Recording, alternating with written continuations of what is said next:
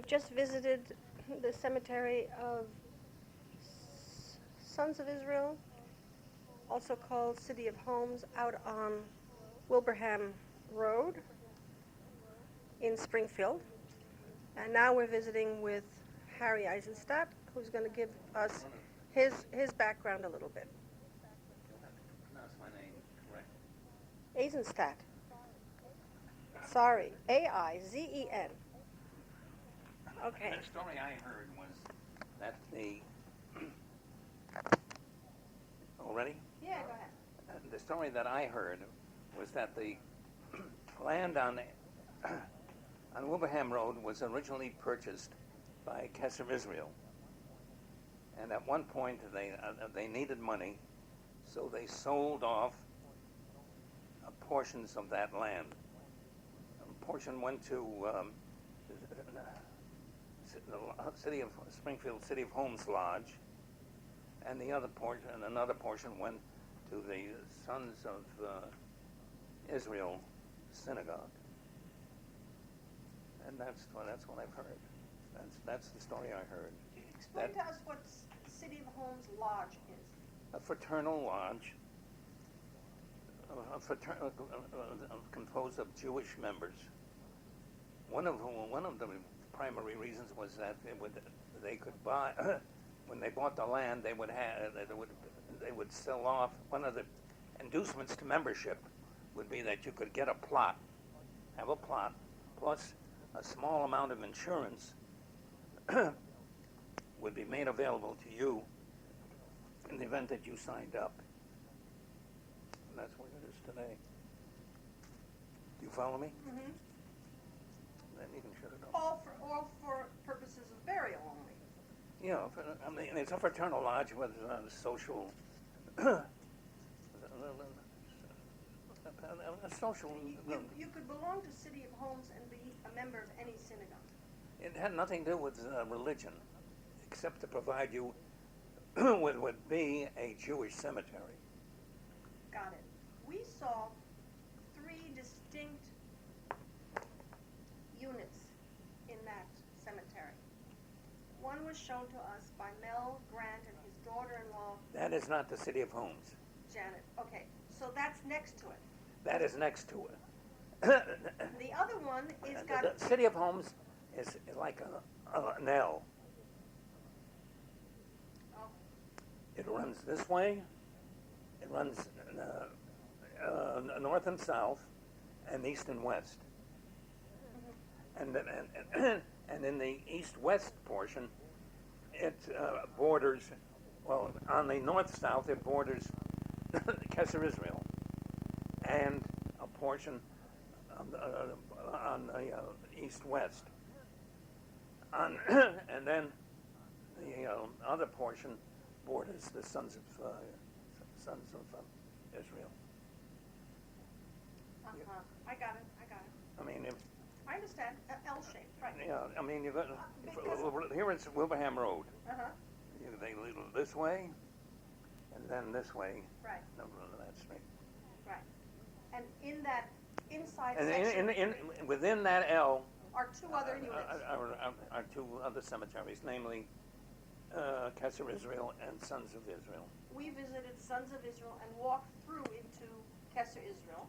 Yeah. I know it was Kesser Israel because I recognized the name. You saw three distinct little Three buildings. distinct little buildings, yes. And what were they used for? In the early days, that's where they would prepare the bodies for burial. Right. So And also, were you they ever could involved in that? What? In preparing the bodies for burial? No. Because he showed us the room that was used for that, and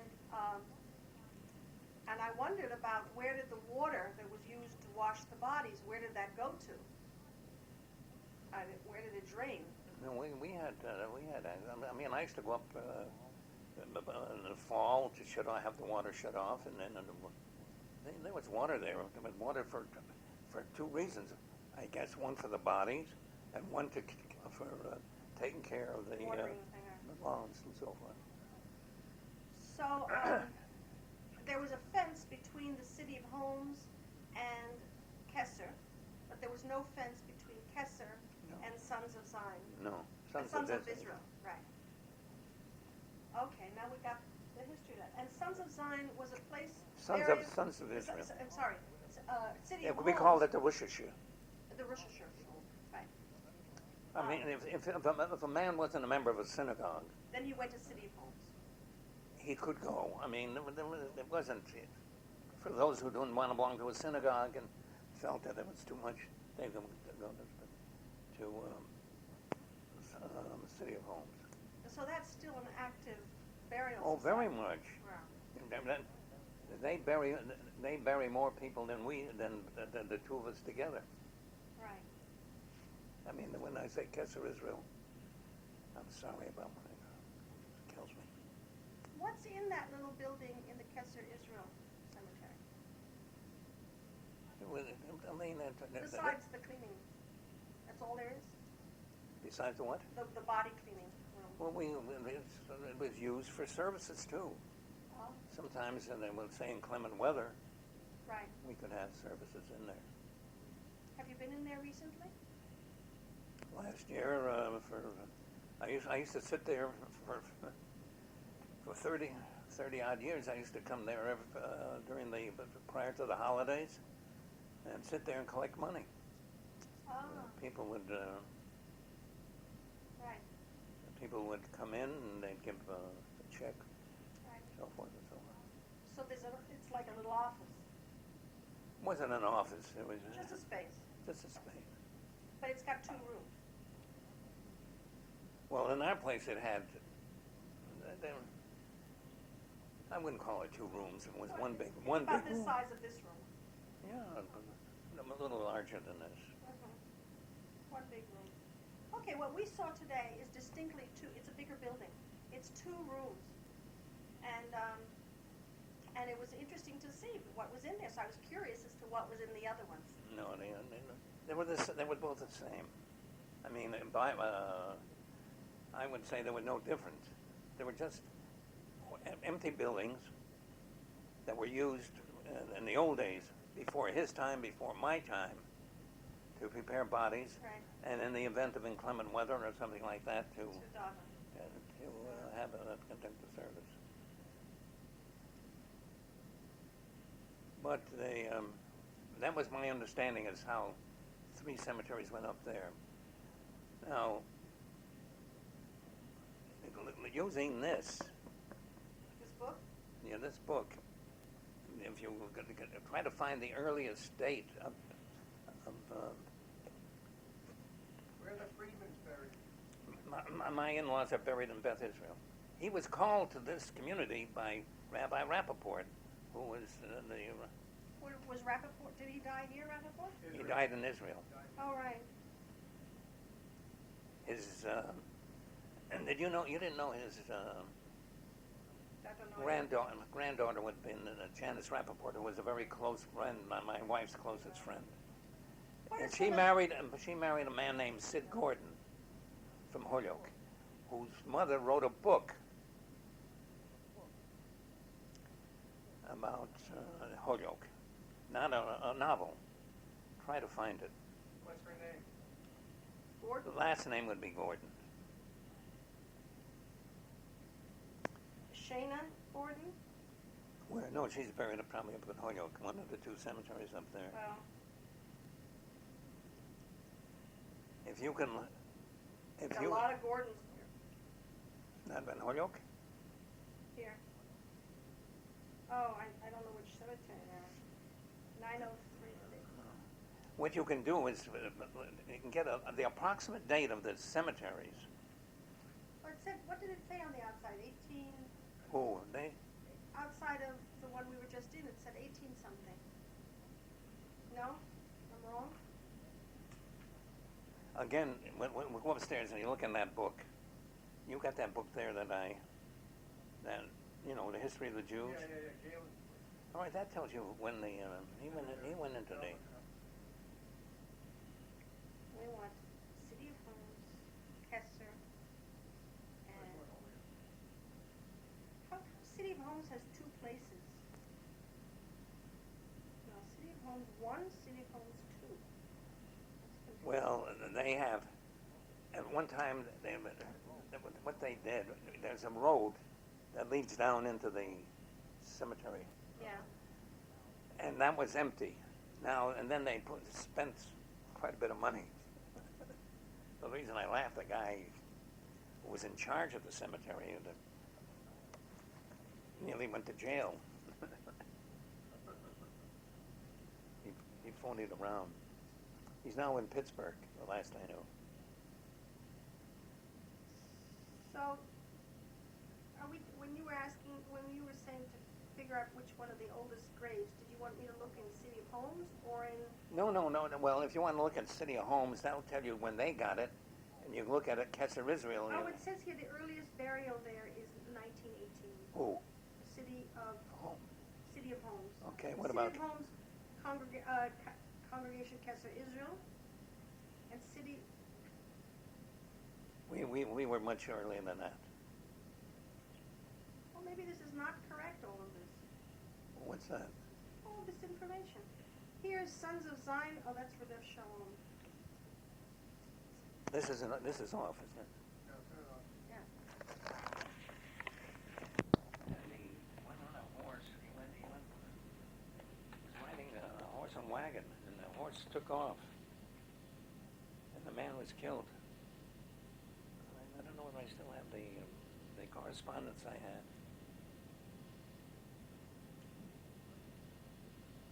But the first thing a synagogue would do throughout the world was to get a cemetery. Yes, of course. That was the first thing after organizing it.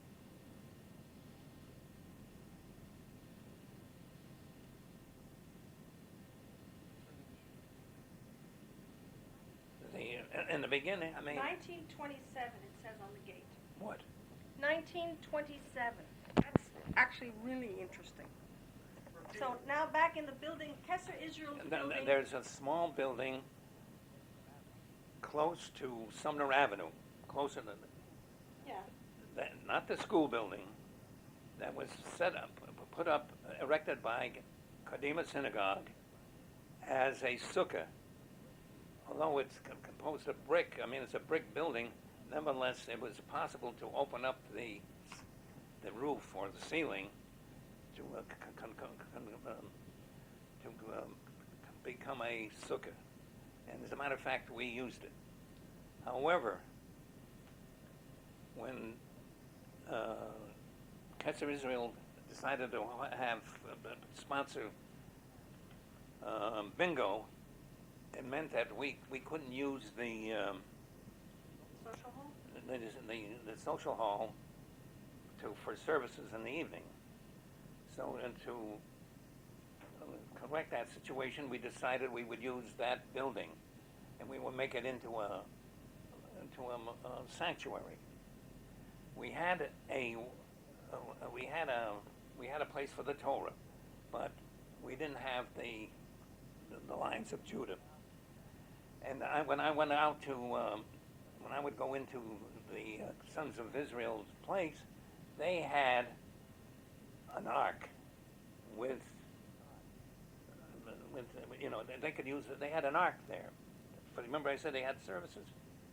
And I told them we could use the thing. We could use a portion of that ark for our services when bingo was being held. But that was originally a sukkah. Did they give you the lions? Yeah, we got the lions. So I took him. Are they still in that little building? I don't know. When we had tours of the building, But they didn't take you. They didn't take you into that they song. never took me in there. Well, it was after a while when we gave up bingo a number of I years understand. ago, and we used it as a storage. As a matter of fact, we had a sukkah. We put up outside, and we got cast iron tubing, and then cover it. I mean, the sides were canvas. So then the little building became a storage. It became No. more and more storage, yes. But I that would little, have loved to get into that storage room. But there's nothing there. I mean, really, unless you could say, unless I don't know, unless the ark is there. But it was also used as for a while when we had like children's services, we would have, but that didn't last long. Yeah, I don't know how you So be able. how big was the room? The size of this living room? A little wider. You know, I mean, you can see it. But that it was originally erected as a sukkah. You know, long ago I was doing a project for Sukkot. I wanted to get people's memories, and I interviewed Bernice Karolinsky, among many other people. Well, she was a newcomer Yeah, but she was telling me about her memories of Sukkot. in Europe. Yeah. And she was describing a room on the side of the house, and I could not understand what she was talking about. She was describing the roof going up, and I kept thinking, I'm not understanding her. And so I'm taping in her as she described it. You know, she lived in the next street. Did she? Yeah. And then And I think they still own the house. and then I found pictures from the 1700s in Germany of everybody had these houses, these rooms, where they could lift the roofs up to make them into sukkahs. And the people who didn't have How was that? lots of people, the roof would tip, the ceiling would tip up, or something like that. And other people had the attic room in their house. They would remove some of the tiles on the. It would open up. And that was what I just told you about the. That's why I'm telling you this. It was a brick building. I was astounded. I said, how can it didn't? But that's where they got the idea from Europe. They used to do it all over the place. It was safer. It was safer than building a temporary structure. Well, it didn't seem to be in line. Conform. Conform, yeah, because it's supposed to be that's why I was surprised here. Yeah. I got a brick building. Where do you want to leave? We gotta go, we gotta eat at the Cassius. Well, wait a minute. I want to get you something in there. I mean, it's some textile. Okay. I don't know. It's not old. This is taping. Yes, this is